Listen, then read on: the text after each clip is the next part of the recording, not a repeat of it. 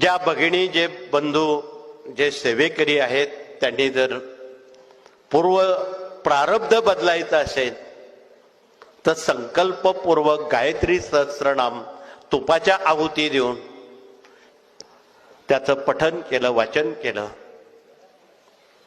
गायत्री सहस्रनामाचं तपश्चरण केलं,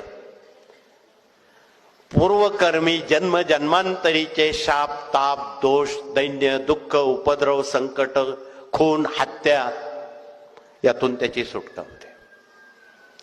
म्हणून गायत्री सहस्रनामापेक्षा अन्य प्रभावी हातार स्वर्गात जगात कुठेही नाही. ते आपणा सर्वांना हसत खेळत उपलब्ध करून दिले. त्याची संता घ्यायची असली तर पुरोहित लोक सुद्धा विचार करून सांगतात, इथे आम्ही तुम्हाला मुक्त हस्ते मागचा पुढचा विचार न करता ते दिलेलं आहे. परंतु ते समजून घेणं, ती आयुध आहेत, ती कशी चालवायची